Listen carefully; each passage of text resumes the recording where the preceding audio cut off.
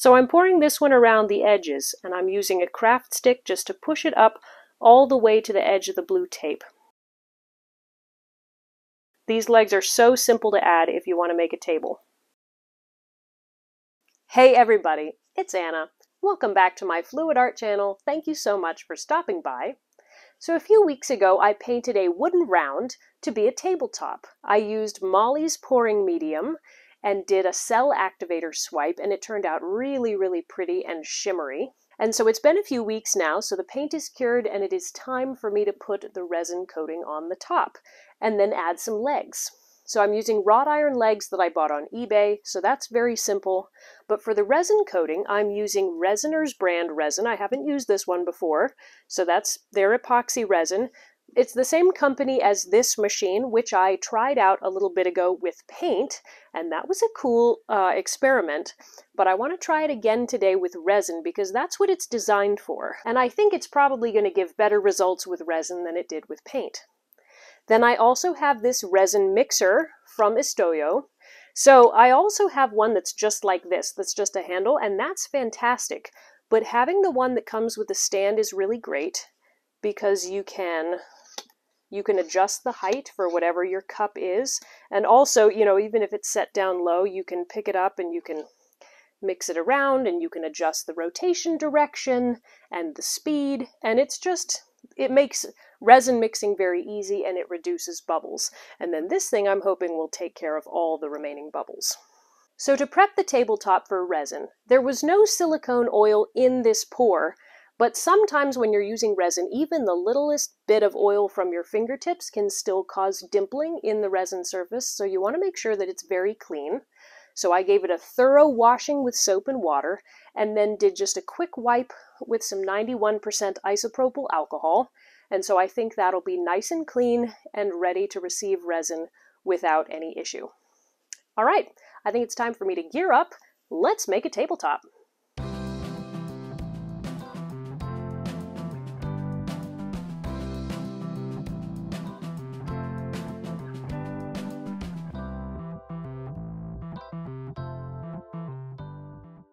Okay, so a very important note before we start using resin, please, please, please make sure that you are properly protected from the resin and the resin vapors.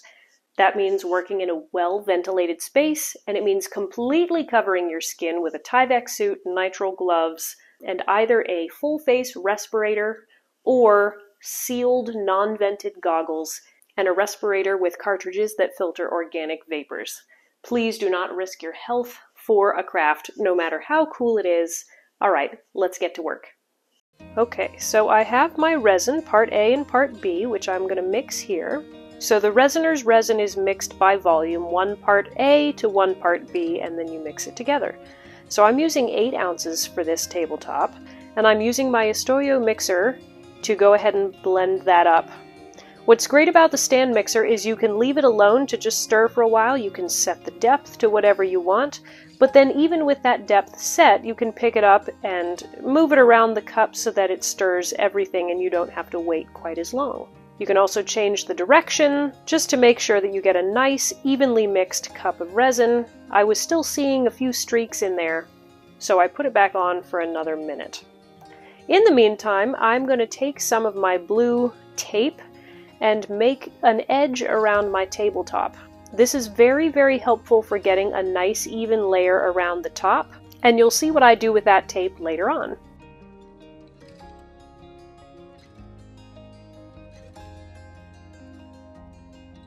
Okay, I think my resin is fully mixed now, so I'm going to take off my little mixer paddle and wipe that off with an alcohol wipe.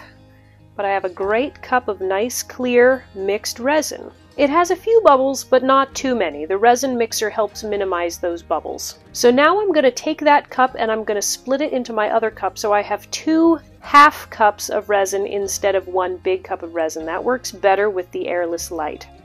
So now I've turned on that vacuum and it's going to pull the bubbles out of my resin. Let me give you a close-up. It looks pretty cool.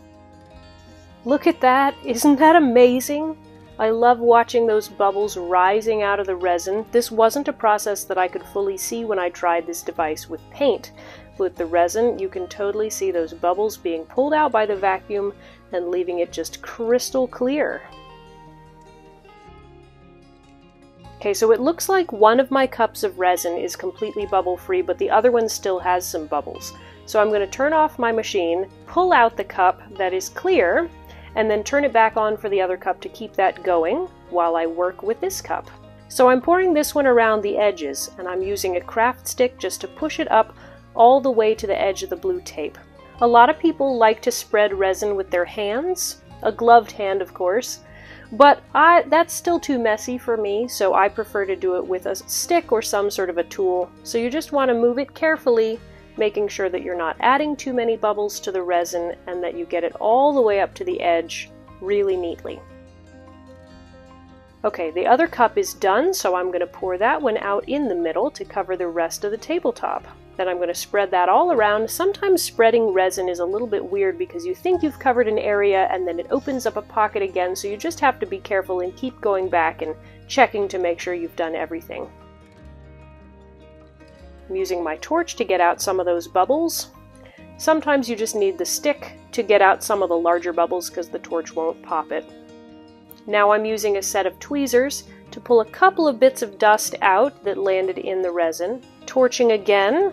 You want to be careful when you torch. I accidentally got too close to the resin at a couple of points and scorched it a little bit, and I'll show you more of that later.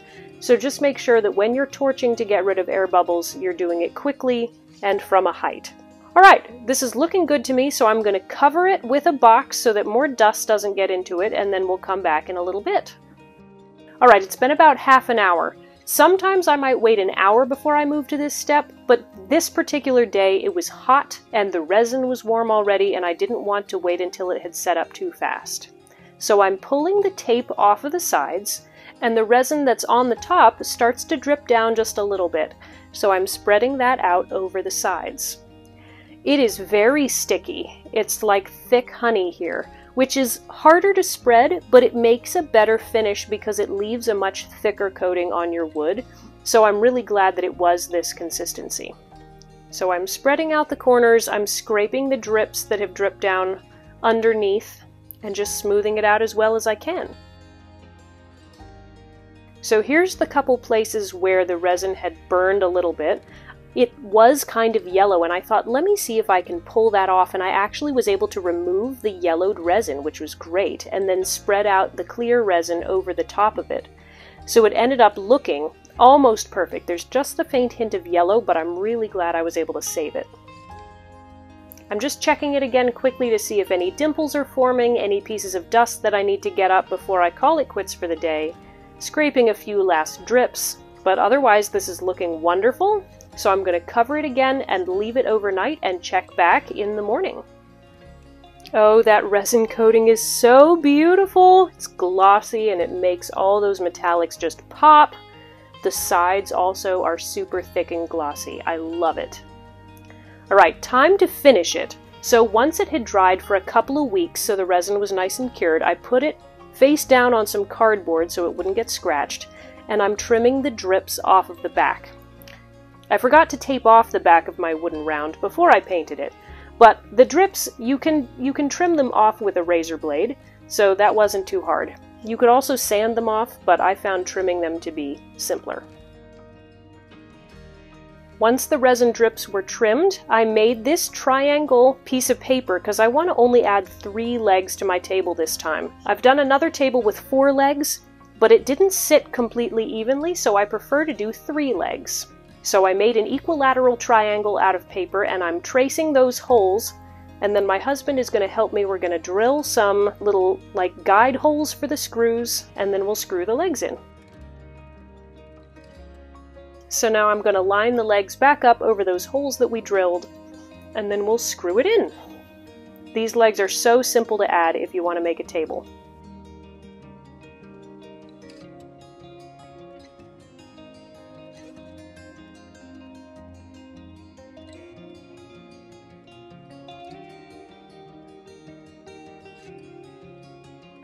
Alright, that's all 3 legs. Let me show you the finished table. Alright, it's all done. I am so happy with how this turned out. So the 3 table legs make for a nice solid standing position. But yeah, this resin finish went on perfect. It's so glassy.